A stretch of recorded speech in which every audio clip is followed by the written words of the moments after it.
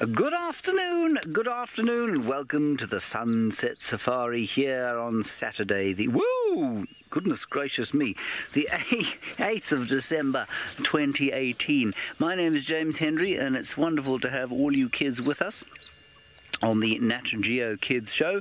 Please ask your parents or guardians to send us any questions you might have to the email natgeokids@wildearth.tv. That's natgeokids@wildearth.tv. It should appear at the bottom of your screen now.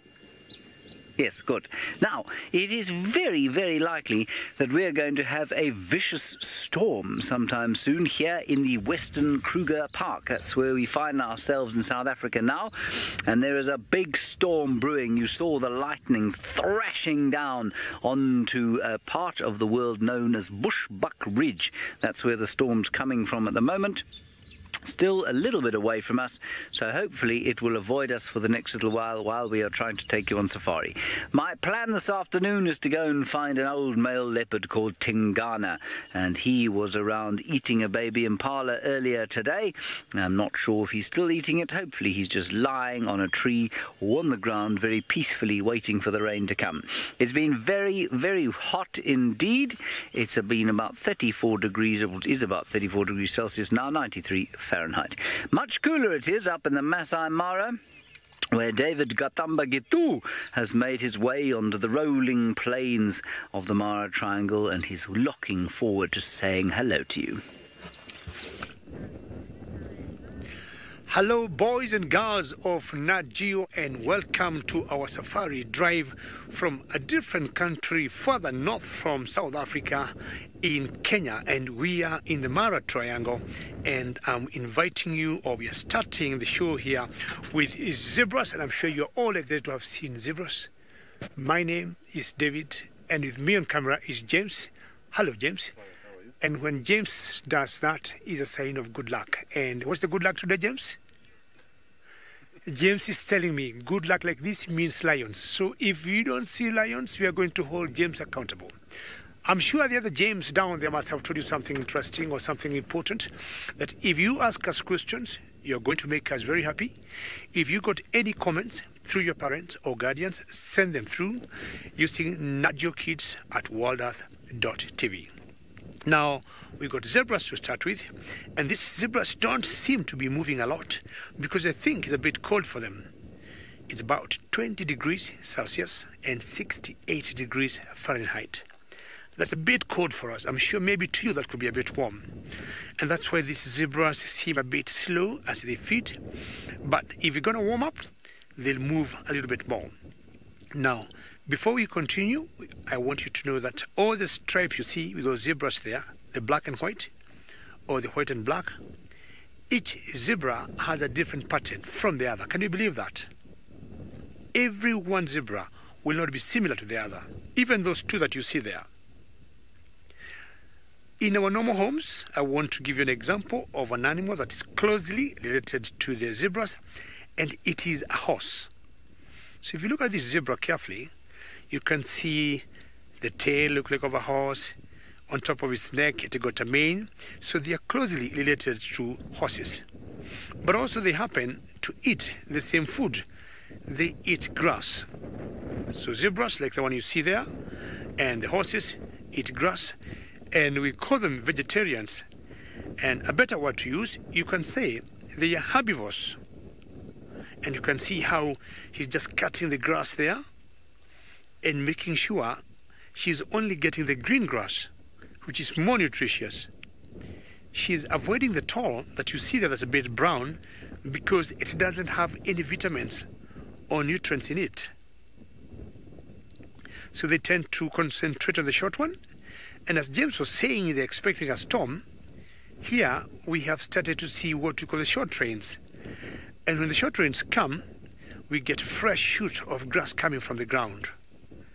And all this area will be green in the next few days, and zebras and other animals will love it. Rosalie, that's a good question, and you would like to know how much zebras weigh. The fully grown ones, say the males, could be about almost 300 kilograms, say put about 600 pounds, and the females could be slightly less than that, could be maybe 500, 550 pounds. In general, all the animals here in the African wilderness, Rosalind, the males tend to weigh a little bit more than the females, be they elephants, be they lions, be they giraffes. In general, males weigh a bit more than females. You can see now they're just eating grass, and when zebras move, they'll always move in groups, and those groups of zebras, we call them herds of zebras. A simple group of zebras would be like the father, the mother, or what you call the male, and the female. And the female will be like not one, but maybe 2 or 3 females in the group, and a few young ones, or a few boys and girls, just like you. So you'll see one male, which is a zebra, and then the female, which will be the mother, and a few young ones. Now, I won't tell you my plans today. My plans today, James was talking, I'm going to look for a leopard for you. My plans today is what James, the one I have with me today, is to go and look for some lions. So if James in South Africa will be looking for leopard for you, I'm thinking of hopefully to get some lions for you. And I better start moving so that we get some lions as soon as we can. I want to show you a bit of clouds because I was talking about the short trains, and James is going to show you a bit of clouds to our right and see how it looks like in Africa before we get the rains. Now just watch to your right and see how it looks. There's a huge escarpment there, and on top of that escarpment you can see the clouds that are building up there. That's an indication we might have some showers later.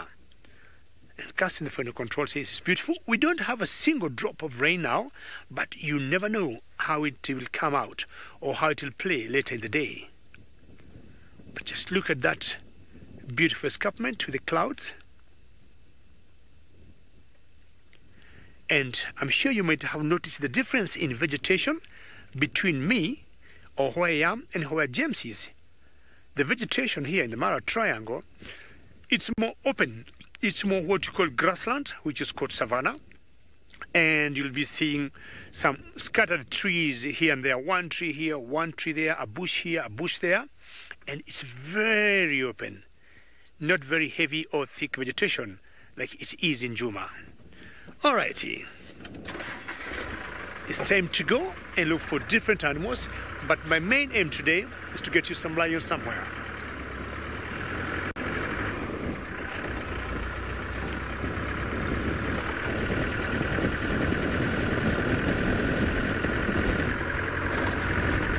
Sorry, get me the question for Alex again, Casti.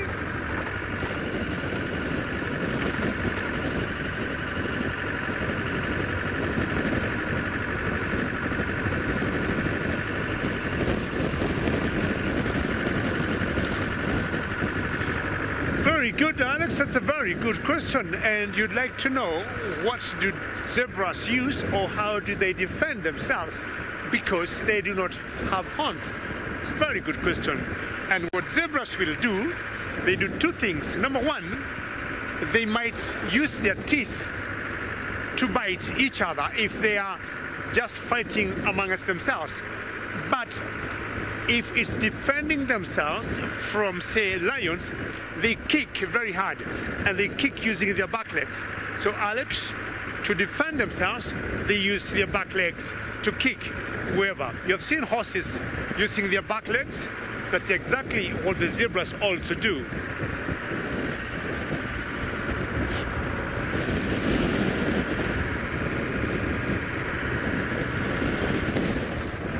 It's a bit windy here, but sometimes when it gets very windy like this, is always a sign of maybe some rains coming later on.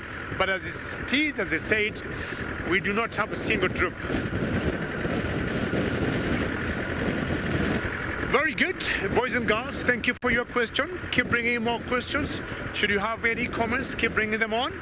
But apart from James and myself, there is another girl in South Africa who would like to say hello to all of you.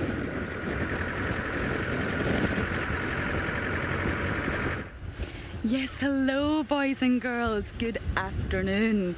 My name is Lauren and I am all the way from Scotland. And in South Africa right now, we have a little bit of bad weather here. It's almost a bit like Scotland, to be honest, except we've got lots of lightning in the sky. We will try and see if we can show you some lightning at some point. So it's getting a little bit chilly, but I am hoping to show you some spotty cats. Possibly a leopard. That is what we are on the lookout for today. So I hope we can find that for you if the weather holds up. Hopefully we won't get rained on too much, but we do have our rain covers on the car, so we won't get too wet if the rain does come. So there's nothing out that we have seen at the minute, but that could also be because of the weather. The animals will be feeling that too, remember? So some may be hiding and some may be trying to keep warm somewhere. So let's see what we can find. And don't forget to send in any questions. We'll be more than happy to answer them for you. Did you hear that?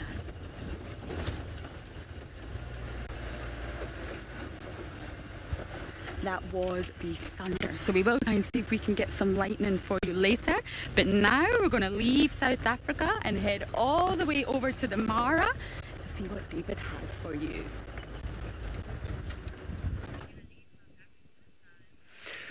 Well, boys and girls of Nat Geo, do not worry, because right here in Kenya, it is still stable. The weather is very good, unlike in South Africa with all the thunders and the lightning that you saw there. And luckily, we got some new animals for you. Apart from the zebras that we saw before, we got antelopes. So these antelopes, I want you to know, they are the largest antelopes in the whole world. And we call them elands. Elands. And these are the largest antelopes in the whole world. They are huge, they are big, they are heavy. But should they see, oops, that one is having a toilet break. Can you see that? So that one tells you she is a girl. She is having a wee there. Now, the girls tend to be brownish in color, and the boys tend to be grayish in color. And I had a question, I guess, from Alex, who was asking me, how do zebras defend themselves because they have no horns? Now, elands, you can tell how they defend themselves because they got horns. And they will defend themselves against any animal, be it a lion or a cheetah or a leopard, using their horns. And those horns are sharp and they're very long. Both males and females. And when I'm talking about males and females, I'm talking about boys and girls. For the elands, they got horns on them. Unlike certain antelopes, where females or the girls will not have any horns. And just like the zebras, these elands here are also herbivores and they eat grass. You can see the amount of zebras we have here, so many. And we have also found something different for you, boys and girls. And that is a bird. And that bird is called the secretary bird. You see, it just scared that zebra away. Eh? That baby zebra saw the bird and was like, you look very different from us. Who are you? But see the difference of the baby zebra and adult zebra. The adult zebras don't look very worried. Now, what this bird is doing, she's looking on the ground. You see, she stopped. And she's looking for food. And when animals like birds like this are looking for food, we say they're looking for prey. And yeah, Casino Final Control says a beautiful bird. And what these birds eat, they eat small animals. And when I'm talking animals, they also eat snakes. So they could be eating reptiles. Reptiles are animals like lizards or skinks. Of course, snakes are also types of reptiles. And also they catch insects for themselves. For example, grasshoppers, or they might catch for themselves locusts or even beetles. Just see how majestic she walks. Ding, ding. It's like she is wearing high-heeled shoes, eh? Ding. And look at the beautiful feathers that she got at the back of her head. And such beautiful eyes, like they have a makeup.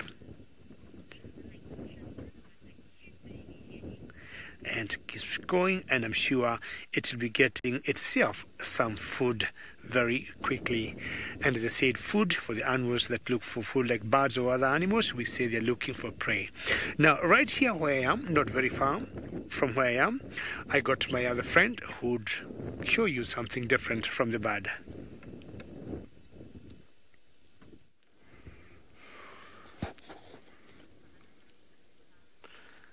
Indeed, we are not very far from where David is, but we've got the cutest little baby elephant that is only probably a few weeks old. It is very, very small. You can see it's walking around with the rest of the herd as they slowly graze their way along through the grassland, but it is the cutest little baby ever. And you can see Mom is a beautiful specimen. She's massive with big tusks. She's a big girl, that, and she'll be able to look after that little baby. Now, what you can see is that it's busy dropping off down into the valley below, and these guys are heading up onto what we call an escarpment, which is the edge of a sort of mountain. And they're heading there because they're going towards the forest where there's lots and lots of food for them. So that's where they're heading at the moment. And that little one is going to have to walk a little bit and go up a very, very, very big hill in order to be able to get food. Now, I haven't even said hello. My name is Tristan, and on camera I've got Archie this afternoon. And it's wonderful to have all of you with us up here in East Africa. And it really is a beautiful afternoon. Even though it's a little bit cold and a little bit windy and lots of clouds, it's still a nice afternoon to be out. And the animals should be quite active because of the cooler weather. We should see some of the cats being out a little bit more. Obviously, the Ellies won't mind walking right out in the open because the sun is not too hot now, so they can move around and they can spend time in this open area where we can get a really nice view of them. Now, typically in the Mara, what you'll find is that at night, the Ellies, they like to be in the forested areas and up on the slope of this escarpment. And then in the day, they come down and they start to feed on all these beautiful grasses that we've got here. There's also areas down below where there's water. And so that's where they'll go and they'll drink and they'll get mud on them and cool themselves down, feed on the grass, and then they go up to the slopes.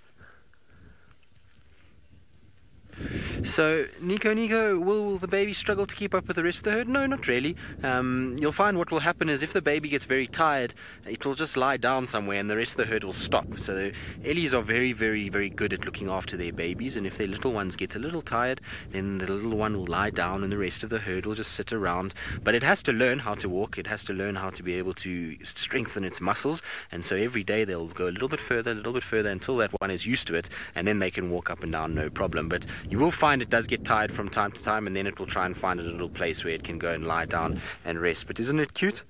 I think it's a very cute little one. It's kind of sitting now between one of its siblings, and you can see it's putting its trunk in one of its siblings' mouth. Now that is a way that elephants greet each other, so it's like when people shake hands, it's the same for the Ellies, as they were able to then smell one another and they work out who it is, and it's a bonding process that takes place. And it's very important that this little Ellie does these kind of things. You can see it's also trying to grab some of the food out of its mom's mouth, so its trunk doesn't work very well just yet. It's still learning all of this kind of thing, and so as mom is eating, it's almost trying to grab some of that food and put it in its own mouth. But how cute is that? Very, very cool. Now the little one is still drinking milk. It's still going to make sure that it kind of goes up and suckles. You can actually kind of see that when it tries to use its trunk, it doesn't work very well, and that's because Ellie babies, they have to wait until they're around sort of 2 years old before they have complete control of their trunk to feed correctly and be able to find enough food by themselves. Kathy, coming down the hill? No, I haven't seen an Ellie fall coming down this hill. I've seen Ellies fall on other hills, but this particular one, no. The Ellies come down quite slowly and quite gently, and you'll find that they almost come down at sort of a side-on angle so that they don't end up toppling over. But I have seen in places where they go down smaller banks, especially if it's very wet and muddy, then you'll find that they can slip and fall down, particularly little babies. They lose their footing quite quickly and then they fall and they can tumble down. But what happens is if a little baby falls, it's quite amazing to watch. The herd becomes incredibly protective, and they'll all rush there and they'll try and help that little baby. So they'll use their trunks to try and stop the baby from falling or to try and pick it back up again. It really is quite amazing to watch Ellies when they do these kind of things. They are very, very good at looking after their babies and making sure their little ones are well protected and don't fall down hills that much. But I'm sure it has happened. I'm pretty sure there has been a few Ellies that have slipped and kind of fallen a little bit. Luckily though, the slope that is on that sort of escarpment area, it looks a lot steeper than it actually is. So for an elephant, that's not too bad. It's fairly gentle. gentle as it goes up. There are obviously certain places where they won't go because it's too steep, but for the most part they will be able to just kind of move slowly up. And it's actually amazing to see the sort of scale of that escarpment. You know, the Ellies, when they were close by, they look so big, and now when you see them up against that mountain, you realize just how big that kind of ridge is that they have to climb. And they will climb all the way to the top, and they'll go right to the top of that area tonight, and they'll end up feeding up there, and then in the morning they do the opposite and they come all the way back down again. And we often find them at around sunrise starting to come down the hill, and then by the time the sun is up, they're on these grassy plains once again. But absolutely beautiful. It's one of the things about the Mara is that it's one of the most beautiful places, and when people think of Africa, this is the kind of places that they think of. They think of these big open grasslands and rolling kind of hills where the animals can walk around. So we're very spoilt to be able to be in a place like this.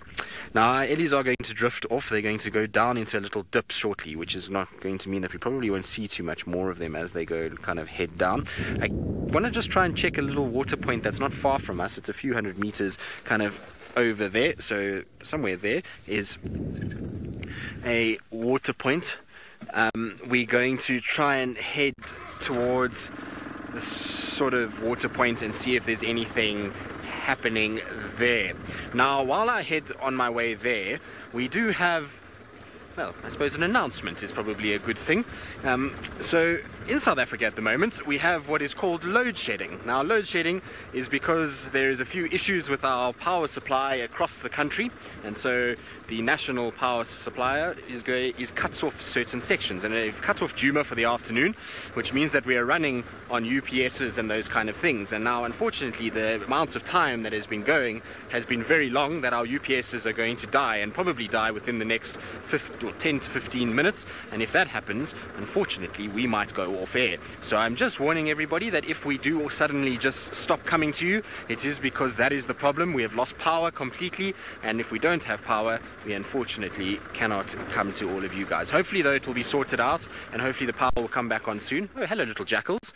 So here's some carnivores, which are always, well, I suppose omnivores is actually a better word for these guys. They're not carnivores. These guys will eat some fruits at some times of the year, but most of what they're eating is going to be meat, and it's a pair together. You'll find this is what you'll see mostly with jackals, unless they've got young ones with them. Mostly a pair, a mom and a dad together, and they will rummage around for all kinds of little food items. So they're going to be looking for things like little mice and even little beetles and bugs and grubs, and then they'll also scavenge. So they'll find a big carcass. Let's say lions brought down a buffalo or a wildebeest or a zebra, and there was some left. Then these little guys will come in and they'll eat the last little bits. They'll start to kind of clean up and make sure that everything is sorted out and that there's not too much left to waste. So they're one of the smaller sort of scavengers that we get out here. They have a tough time in this particular part of the world because of lots of hyenas which bully them a little bit at the kills, and so it's a bit tricky for them to actually be able to find the food that they kind of need from scavenging. So they have to do a lot of hunting of their own, and they're pretty good hunters actually. They do a very good job. Now I'm going to just try and reverse a little bit so we can keep seeing them. I like jackals. I think they're very, very cool animals. They're very clever as well. So we're just going to go back a little bit. Just going to try and see if I can get one more view for you guys before they disappear. Now reversing is always one of those skills that you'll learn as a safari guide. As you kind of drive around, you have to do a lot of reversing and learning how to drive backwards, which is a skill in itself, and particularly when you don't have mirrors on your side to be able to see behind you, one has to learn very quickly to kind of stick your neck out on the other side of the road to be able to actually see. But there we go. Now jackals are just on our side now. So you can see they coming up the hill and slowly kind of moving along. I'm pretty sure they're going to go and find some sort of food items. These guys are active more at night than anything else. Well, sunset, sunrise, and then at night. That's how kind of you'll see them at their most sort of peak activity. So now they're just getting going. They've just woken up. It's sort of sunrise, if you want to call it, for them. Their day is just starting. And isn't that cool? Very, very sweet little things. Alright, well, they're disappearing over the ridge, so we'll carry on downwards towards where our little water point is. Hopefully it will be a successful visit to our water point. There is often a pride of lions that spends time there, so maybe we'll get lucky and they'll be lying about. Right, now while I do that though, I'm going to send you back across to David, who's further down in the vast plains ahead of me, and I wonder what he's up to right now. Very good, boys and girls. I told you things are going to get better and better, having now seen baby elephant from my baby zebra and from my secretary bird. I'm not sure I can see some other big birds here. And James is going to show you in a few seconds. And I think I'm doing more of birding than anything else. But don't forget, I still promised you some lions at one point. But before we do that, why don't we enjoy seeing these huge birds that we call hornbills? We call the hornbills because if you look at their beaks look like a horn. See that? And now, as much as you see these birds walking on the ground, they do fly. And we call them ground hornbills. We call them ground hornbills because they spend most of their time on the ground looking for food. And they could be looking for any insects. What I want to do, I want to drive a little bit in front so that you can see, because I saw 4 of them. That was the last one that we saw. And see whether you can see all the other 3 or the 4 of them together. And there they are. And I think one of them is trying to eat something. It just swallowed something. And that's a very cool bird. You're right, Kirsty. And see what they do. They dig on the ground. Is that one there? Either she's digging to get something. She got something and just swallowed. Or there's something she has brought down and she's just feeding on it. Hello there. That's bright red wattle like the other one that we saw because it's young. As they get older, you see that one there? The wattle below the neck and by the eyes, it's very bright red. That means he is or she's a bit old. When they're young, it's not as bright red. So they could either be catching small insects or, for example, beetles. That's what they feed on. But also, they eat small reptiles like, I would say, oops, you see this one's having a little go for each other, like tortoises. And once they kill the tortoises, their beaks are so strong that they can open a shell of a tortoise and feed on the flesh. If you look at the male, it's bright red there, and the female will have a bit of blue on that wattle. So spending a lot of time on the ground. See those two, either they're feeding each other. See what they're doing there? And they were sharing some meal, I would guess. You see how they trying to crush it just to make sure it doesn't get stuck in their throat. So that one should be the male and the other one is the female there. Sorry, what did Sharon ask?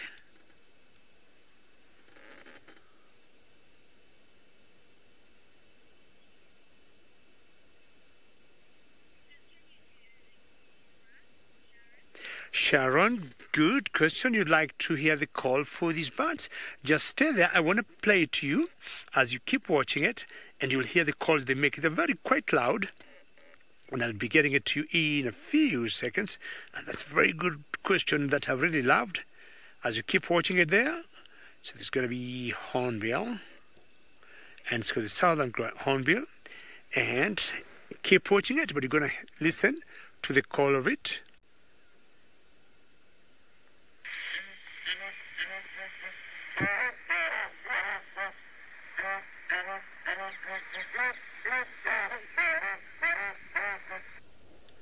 Did you hear that? Did it sound good? I'm going to play it one more time because I also enjoyed it. I haven't had it for a long time. Okay, we're going to play it one more time. Sharon, just stay there and listen.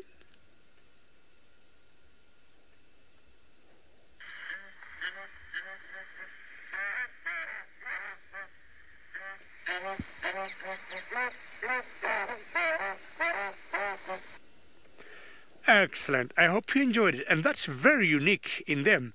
So I want to show you a close-up picture on my iPad here. And James is going to come to me and show the difference between the males and the female. Now, it's meant to be very, very clear. But on top there is the female I was talking about.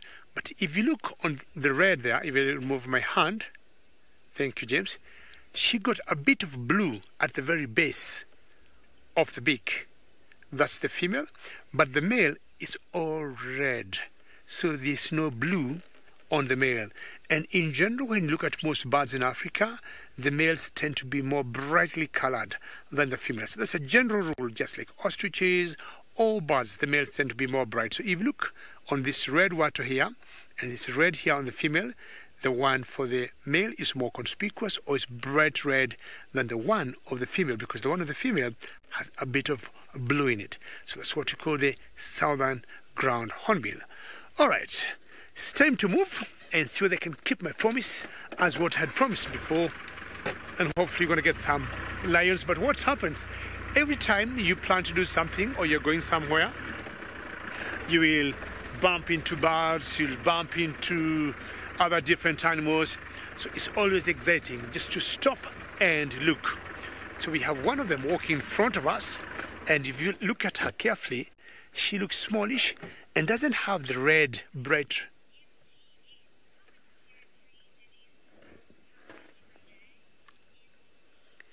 MGN, you'd like to know how much territory they cover every day. I do not have an idea of how much territory they would cover, but I know they move a lot.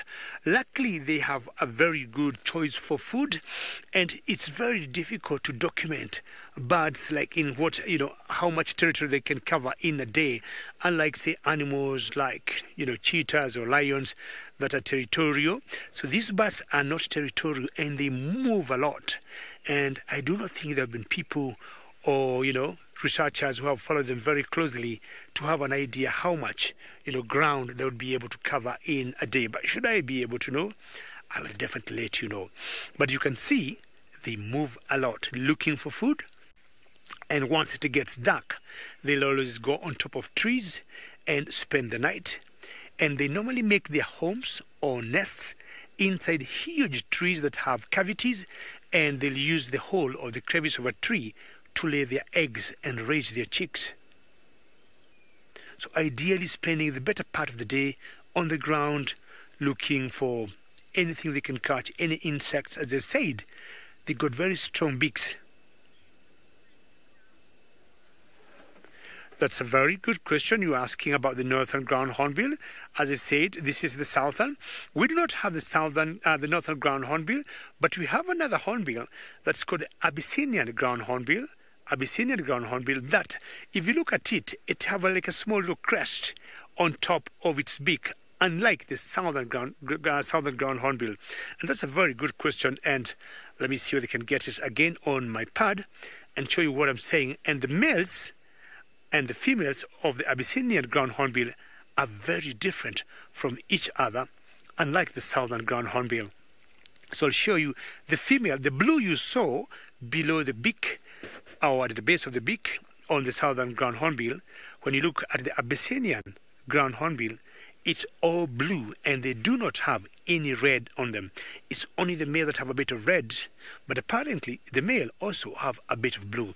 Now, like that one, if you look carefully, I guess that's all male, and if it be a female, there'll be a bit of blue on that swollen part of that. So let me show you now how the Abyssinian ground hornbill look.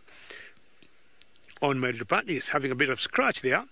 Sorry, James, I'm sure you can come here and we show the beautiful kids what I'm talking about. Thank you very much. And that is the Abyssinian ground hornbill. And as I said, if you look at the one on the right, that's the female. It's all blue.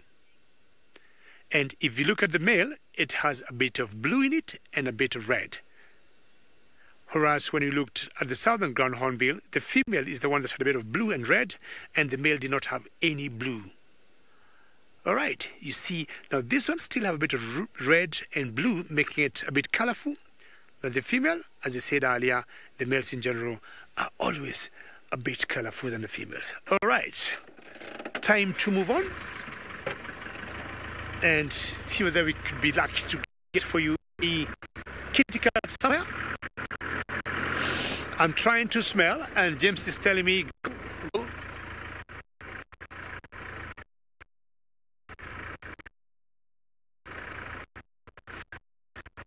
Niconico, after following ground hornbill for a long time, I'll always see them busy and foraging. I don't remember ground feeding at night. And in one time, half of them because of becoming very endangered because they are losing. Also, they're losing habitat. Niconico, there's a lot of logging going on in Africa, unfortunately. We got people who are cutting trees either for construction or for furniture or for wood fuel. And that is making them, lose their nesting ground. And I have personally gotten some interest to follow them sometimes a whole afternoon, going to early evening. Once it starts getting dark, you'll see them getting towards the trees, and they tend to get some tall, solid trees or forests, and they always go on top of trees. I haven't seen any one of them feeding during the night. I've never found or how you'd end up seeing certain birds, on the road or in an open area like this feeding. Not one Niconico of ground hornbill I've ever seen. So I would say they're more or less diurnal birds than being nocturnal. Right, I'm seeing a small little herd of elephants ahead of me. And they have a small baby like what Tristan had. And before I get to them, I'll first take you back to my friend Tristan, who is driving around.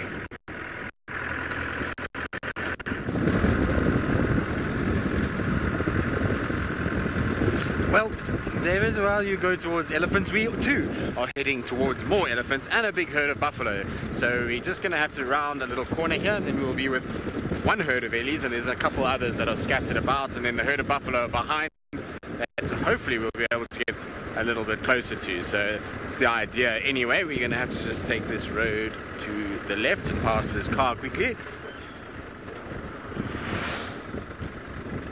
Go. Now, if we go down here, we should get a nice view of these ellies, which will be good. It's one nice thing about being out in the Mara is there's lots and lots of elephants, and I love spending time with ellies, and so I have a wonderful time here because there's lots and lots of them to sit and just watch and see how they do things. I think ellies are the most fascinating animals. They're incredibly intelligent, and they spend a lot of time together, and these family groupings are always so beautiful to watch. And so I'm pretty sure we should get something quite nice out of these guys. They're quite close to the road. Sometimes they can be very, very far away, and that makes it a little bit tricky, but these guys are nice and close, and so we should get a good view of them as they feed their way along. Now, if we just park somewhere like that, that will help Archie a little bit. But there we go. Now there's one elephant here on the right hand side that looks like it's got a bit of a funny ear. So sometimes with ellies they do get damage to their ears. If they get a bit of a cartilage break, then their ear sometimes flaps a little bit funny. And you can see the one on the right, sort of right hand side, that ear seems to be okay. It's the one on the other side of its body that has got a bit of a kind of, maybe it's just the way it's holding it. It's a funny way that it's got its ears out. Normally ellies don't have their ears there. You see that little kind of crease in the ear? And see, it just sort of flaps forward more than what the other one does. So sometimes you, like I say, you get a bit of damage there, and then their ears does sort of fold forward. Now, of course, that won't really affect the ellie too much. Other than that, it probably will get a bit warmer than what other elephants do. And the reason for that is if that ear flaps forward too much, then the veins on the backside of the ear are exposed. Now, with ellies, their backsides of their ears are covered in a rich network of veins that is covered by a very thin layer of skin. And that thin layer of skin is basically how they cool their blood down. So as they flap their ear, the blood in those veins, air goes over them and it cools down. Now if it's folded forward, then it means that the sun is hitting those veins and effectively actually heating the blood a little bit. So it'll have to do a lot more flapping and a lot more work to try and actually get its ear sorted out and to get its blood kind of flowing through quicker and not then get too hot and then cool it down enough. So it's an interesting kind of thing. You see it fairly regularly. I've seen quite a few ellies with it. So Miss Muffin, does a baby Ellie ever charge at our vehicle while we're in the Mara? I've had one or two be a little bit naughty. The baby Ellies often are like that. They are quite playful animals, and when there's a big object that they don't know and all the sort of adults are around them, then they can often be a little bit cheeky, and then they'll come kind of charging down the road. But it doesn't happen as much as you see in South Africa for some reason. I think it's just because there's so much more space here that there's an easy way around. It's not like they have to go through a bush or a tree. And you'll find that a lot of the time we don't park as close to the Ellies as you do in South Africa, because you can see so nicely. You have a much bigger distance, and so the Ellies you can see like this are not perturbed by us at any way whatsoever. So they're not worried about our presence, and therefore they just carry on doing their thing rather than actually interacting with us in any way. But isn't it cute? Another little one. That one's a lot older than the one we saw earlier. And this one is probably already, I would say, about 2 years old, maybe even approaching 3. So it's far more developed than what we saw a little bit earlier when we were watching that tiny little one walking around. It's already learned how to use its trunk, and you can see what it's doing is as it goes, it finds little food items and it wraps its trunk around, and its feet will help to break things off and kind of put it in the mouth. So pachyderm, no. An elephant won't die if its ear is badly damaged, because the other ear will just work harder. If both ears were cut off completely, well, it would probably die because it would have blood loss. But if it didn't, let's say hypothetically it just had a deformity where it didn't have ears, I would imagine it would be a big problem. They would have to spend a lot more time in and around water, mud wallowing. They wouldn't be able to be out of water for very long periods because their body would just overheat too much, and it would be very tricky for them. They would have to stay in shade and not come out into the sun. But I've never, to be honest with you, never seen an elephant with both ears missing. I've seen Ellies with one ear very badly damaged, where there's only a tiny little piece left. That's maybe caught in a snare or something like that, but I've never seen both ears missing. And so, I think if both were to be lost and it healed, I think they would have a very big problem. The thing is with an Ellies, though, is even if it loses half of its ear, there's still a network there of veins that it can still utilize, and so even though they won't be as efficient, it still has a possibility of actually working and trying to get it right. So they'll kind of work just a little bit harder to try and keep their blood flow circulating and cool, rather than just kind of dying and giving up. So they will do as much as they can, and there you can actually see the veins that we're talking about, those big sort of long stripes that go into the ear and then spread out very, very quickly. And so that's how it controls its temperature. But they'll be absolutely loving the weather that we've got this afternoon. You see that their ears are not really flapping very much. Every now and then the ear is just pushing out slightly. There's a little bit of a breeze that's blowing, and when they push the ear out like that, the breeze is actually doing the work, and because the temperature is not very high, they actually don't need to stress nearly as much about having to kind of manually cool their body by flapping their ears. So they having a nice afternoon. It's the perfect kind of conditions for Ellies. It's also just rained in this particular section where we are right now, and so there's a few little puddles. There'll be a bit of greenery that's coming through. The grass is a lot greener here than in other parts, and so it's the perfect place for these guys to go and feed and actually to find decent amounts of food. Shame that little one is trying to suckle while mum is walking. Now that is quite an old Ellie to be suckling. Generally Ellies start to be weaned at about 4 years old, which is when you just start to see their tusks, and this one's got fairly big tusks already, so should be coming off milk soon. I don't think that female will be producing huge amounts, and also that Ellie's getting too big to even fit under there. You see it's trying to get its kind of face in between the legs to suckle, but its kind of head is getting too big and its tusks too long to actually be able to do so. So, Pug, what is the white stuff in the eyes? It looks like just a bit of a secretion. Probably fine with the amount of dust that's around in the Mara at the moment. They getting a bit of a secretion from the eye itself, and as they're kind of closing, so it's coming out. It's much like when you fall asleep and you wake up in the morning, you get that sort of sleep that's there. It would be a very similar concept. It's just to lubricate the eye, make sure that it's nice and clean, and to kind of keep dust out of it. They do have very long eyelashes, which helps in doing that, but when it's conditions like it is at the moment, where it is really very dusty, if you go down to areas where it hasn't rained, so a little bit further south where it didn't rain at all during the course of the day today, there if you drive you get kind of covered in dust. The whole car has got a thick layer, and so that's just a little bit of a secretion just to help keep the eye nice and lubricated and clean. If you get something in your eye often starts to water and it starts to feel like there's liquid coming out, and that's all just your eye trying to adjust and trying to kind of clean up. I'm just having a little look. I can see lots and lots of cars quite far away, so I wonder what's down there.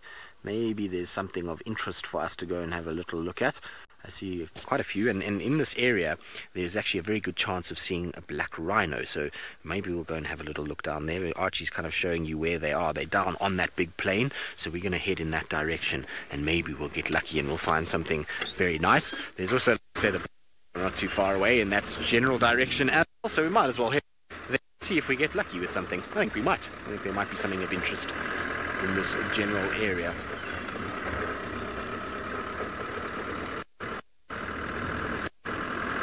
Right. Just an situation. Our UPS is fully soldiering and to be able to keep us live, which means that we're going on for longer. We're going to die. So I don't think it too much, but try to leave the crew also off everything. Keep everything going a little bit better. It's obviously a tricky thing to do. But at some the power was back on, but the Juma itself, so the James and because apparently the lighting is so bad, just try to not be to it, which is to do not out in light. You know, the thing of I'm not sure I ever want to test it. Well, we are apparently starting to get a few greens. So we're going to send you across to David before they close.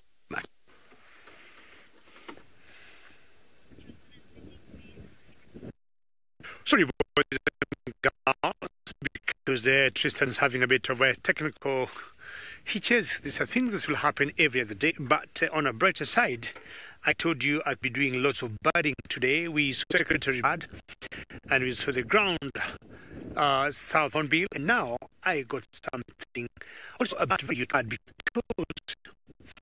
these are the birds that we call scavengers, or we call them our garbage collectors. What am I talking about? Anytime they see a dead animal here out in the bush, and for example either the lions have gotten it or some other cat, be it a leopard or a cheetah, whatever is left behind after the lions or the predators have gone, these birds will always come and clean all that mess. And I'm sure maybe back home, like every Saturday or every certain day of the week, you'll have maybe some people or a truck that will come and collect trash or garbage from your home. We call this our garbage or trash collectors here in the bush or in the savannah or in the wilderness. So they will clean anything that's left behind. My guess is they are definitely waiting for something, and I'm thinking maybe there could have been some lions or some cheetah or some leopard that could have brought maybe a zebra down or a wildebeest, and they're waiting for it to move. Then they can go down and clean the mess that's left behind. We got different types of vultures in Africa, and most of the ones you see here are called the African white-backed vultures, and the other type are called the Rupert's griffon vultures. So in Kenya, we got about 7 different types of vultures. And this particular type, they always go in big groups that we call flocks. And they could be like 5, sometimes even to 100 together. Can you believe it?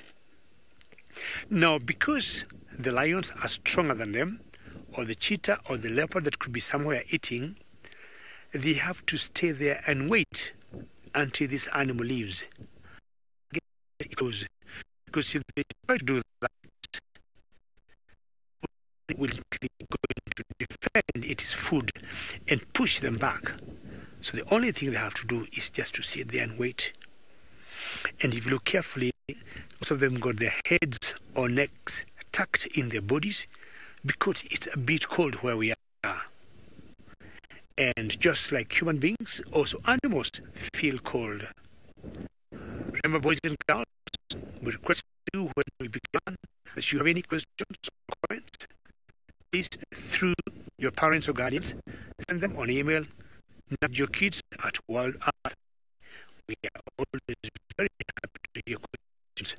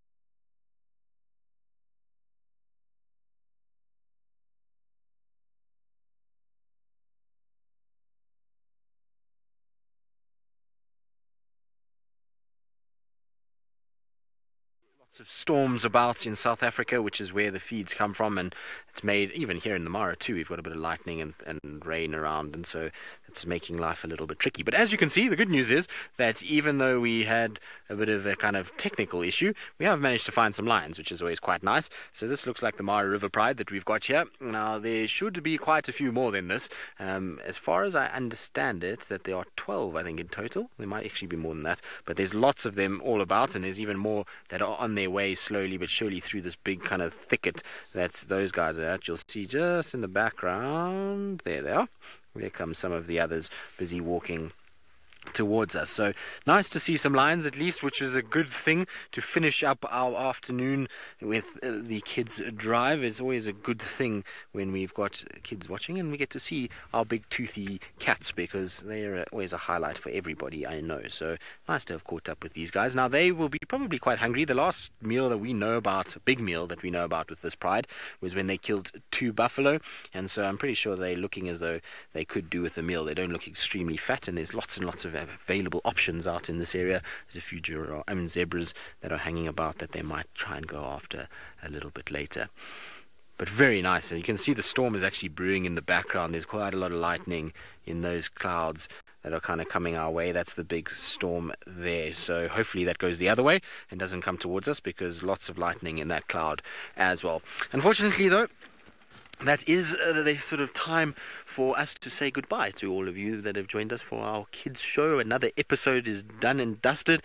Hopefully you had a wonderful time with us this afternoon. Sorry about all of the little technical gremlins. These things do happen, though. It's part and parcel of being live out in the bush.